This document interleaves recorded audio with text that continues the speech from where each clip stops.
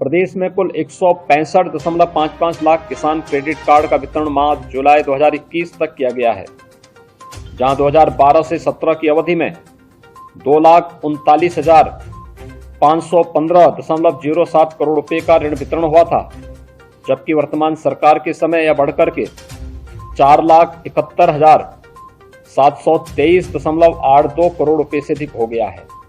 वर्तमान सरकार के कार्यकाल में फसली ऋण वितरण में पूर्व की सरकार के सापेक्ष 96.95% की वृद्धि हुई है।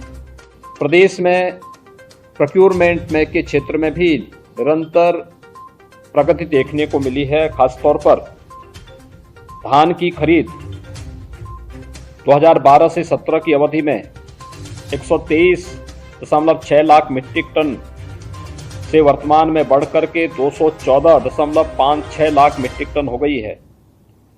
न्यूनतम समर्थन मूल्य पर धान खरीद में भी प्रदेश में नए कीर्तिमान स्थापित हुए हैं, जहां वर्ष 2012 से 17 की अवधि में 14,87,000 कृषकों को 17,119 करोड़ रुपए का भुगतान हुआ।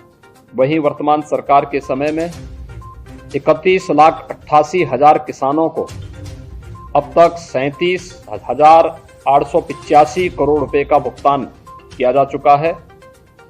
इस वर्ष भी खरीफ की फसल अच्छी होने की संभावना है, तथा न्यूनतम समर्थन मूल्य पर धान खरीद की सभी तैयारियां प्रदेश में पूरी की जा चुकी हैं।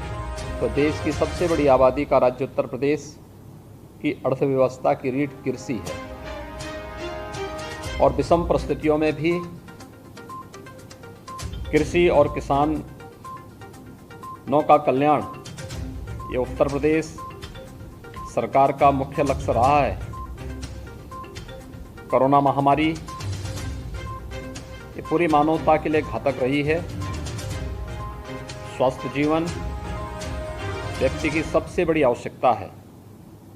समुचित पोषण एवं सुरक्षित भोजन वर्तमान परिवेश की सबसे बड़ी चुनौती है। वर्तमान कोरोना संक्रमण के समय कोरोना प्रोटोकॉल का पालन करते हुए हमारे अन्नदाता किसानों द्वारा अनाज, दलहन, तिलहन, सब्जी, फल, दूध आदि की प्रचुर उपलब्धता आम जन को सुनिश्चित कराई गई है।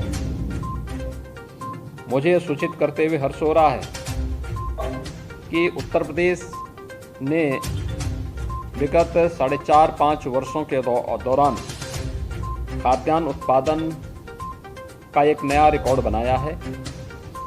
अगर वर्ष 2012 से 17 की अवधि के में प्रति वर्ष औसत उत्पादन 139 लाख मीट्रिक टन जहां रहा है, वहीं वर्तमान में यह 163.45 लाख मीट्रिक टन वार्षिक हो चुका है। जैविक खेती को बढ़ावा देने के उद्देश्य से वर्तमान सरकार द्वारा परंपरागत कृषि विकास योजना के अंतर्गत 36 जनपदों में 585 क्लस्टर के 11,700 हेक्टेयर क्षेत्रफल में जैविक खेती कार्यक्रम का संचालन किया जा रहा है।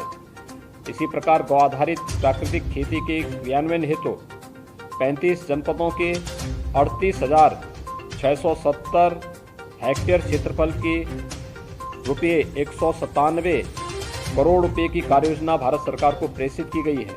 योजना स्वीकृत होते ही इसके क्रियान्वयन को भी सुनिश्चित कराने की योजना है।